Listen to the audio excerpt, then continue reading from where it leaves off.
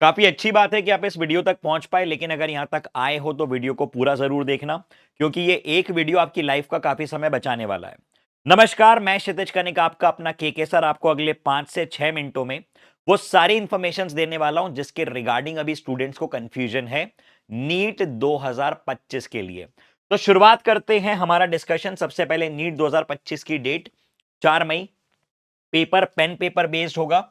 Online paper इस साल नहीं होगा। 2026 से ये बातें लागू हो सकती हैं, क्योंकि राधाकृष्णन कमेटी में ये लिखा हुआ था, एनटीए ने जो कमेटी सबमिट जो रिपोर्ट सबमिट करी उसमें ये क्लियरली लिखा हुआ है कि हम पूरे एग्जामिनेशन को ऑनलाइन कंडक्ट करवाना चाहते हैं और 2 टर्म्स में कंडक्ट करवाना चाहते हैं, ताकि जो लोड है, जो भार है 26 लाख बच्चों का, वो 2 भागों में बढ़ जाए।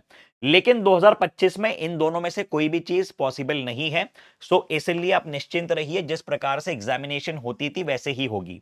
पेपर में 180 सवाल होंगे, 45 45 90, और इनमें कोई भी ऑप्शनल क्वेश्चन नहीं होगा, यानी कि सेक्शन भी रिमूव्ड होगा। इस पे कोई ऑफिशियल नोटिस नहीं आया है, लेकिन ये केके का प्रेडिक्शन है और आपने देखा है पहले मैंने जितनी बातें कही आज से पहले वो सही हुई हैं। तो ये मेरा प्रेडिक्शन है कि ऑप्शनल हट जाएगा और आप देखना ऐसा होगा।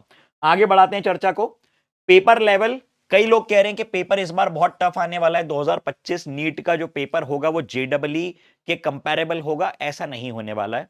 2027-28 का हो सकता है, लेकिन 25 में यह चीज पॉसिबल नहीं है। टेक्निकल रीजन समझना। कल तक जो पेपर आ रहा था वो एक बहुत ही इजी पेपर था, तो इजी से आप मॉडरेट की तरफ बढ़ सकते हैं, आप पे कोई आलोचनाएं नहीं होंगी। अगर इजी से आप सीधे एक बहुत ही टफ पेपर बना देते हैं तो फिर एनटीए कटघरे में खड़ा हो जाएगा, और जो वो अफोर्ड नहीं कर सकता है। To be very frank and very clear, paper moderate होने वाला है। अब यदि मैं आपको एक रेफरेंस दूं कि 2016 के पेपर को अगर हम टफ कहते हैं, 2024 के पेपर को हम इजी कहते हैं, तो 2025 का पेपर इनके बीच में कहीं होगा।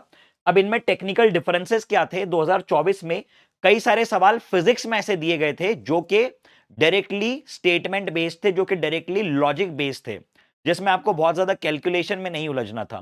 2016 में एक प्रॉपर पेपर दिया था जिसमें कुछ क्वेश्चंस में वाकई में आपको 2 से 3 कॉन्सेप्ट इन्वॉल्व थे, उनको सॉल्व करना था, डिटेलिंग करनी थी, और उसके लिए रिक्वायर्ड था vertical knowledge of the subject. 2024 था on the basis of horizontal knowledge of subject, कि अगर आपको ज्यादा चीजें आती है थोड़ी थोड़ी तो आप 2024 के पेपर में बहुत अच्छा स्कोर कर लोगे। 2016 में आपको जो टॉपिक्स आते हैं वो डेप्थ में आने चाहिए थे, और डेफिनेटली कट ऑफ में भी बहुत बड़ा डिफरेंस था। 2025 का पेपर मॉडरेट होने वाला है, पिछले साल के पेपर से थोड़ा टफ, 2016 के पेपर से थोड़ा इजी। अगर हम बात करें कि ये अच्छी बात है या बुरी बात है, this is very very very beneficial for all the sincere students. जितने पढ़ने वाले बच्चे हैं जो रेगुलर अपने काम में लगे हुए हैं, वो ये मान के चलें कि अगर पेपर टफ बनता है तो अननेसेसरी कंपटीशन आपके लिए कम होगा, सिर्फ जेन्युइन बच्चे बचेंगे पेपर देने में। एलिजिबिलिटी की बात करें तो एलिजिबिलिटी में इन शॉर्ट कोई भी डिफरेंस नहीं आया है, कोई अपर एज लिमिट नहीं लगी है। जेडब्ल्यू मेंस में अटेम्प्ट लिमिट 2 से 3 कर दी थी, फिर वापस 2 कर दी एडवांस की लिमिट, लेकिन नीट में कोई अटेम्प्ट लिमिट, कोई अपर एज लिमिट नहीं लगाई गई है। So there is no change. Apart from that, 12th class के मार्क्स पे भी कई लोग कह रहे हैं कि सर 75% होने चाहिए क्या? ऐसा नहीं है। आप 12th पास हो पीसीबी के साथ, अगर बायो आपका ऑप्शनल सब्जेक्ट है तो भी आप एलिजिबल हैं।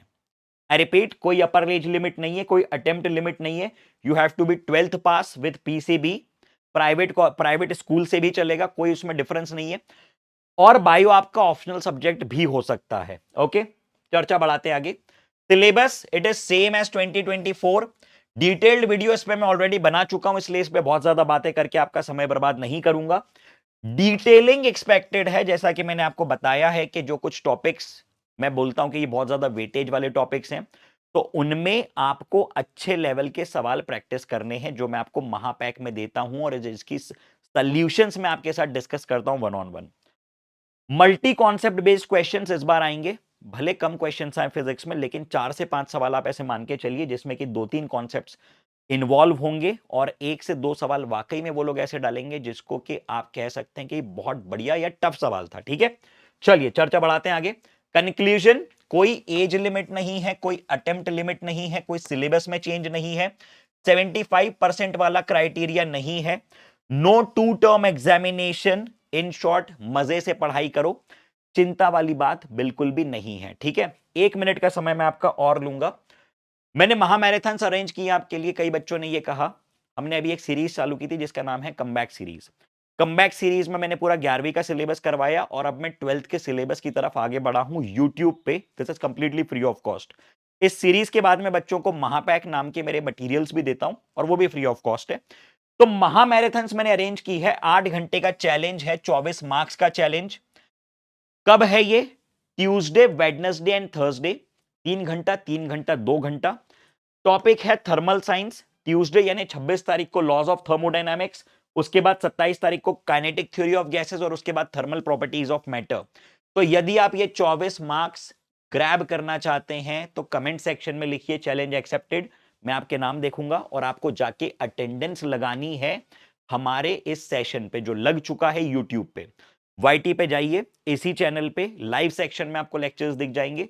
जाइए और लाइक करके अपनी अटेंडेंस लगाइए। आपके नाम मुझे कमेंट सेक्शन में चाहिए क्योंकि मैं लाइव वाले दिन आपको देखूंगा। ओके, तो see you all in the session. तब तक के लिए okay bye, take care, thank you.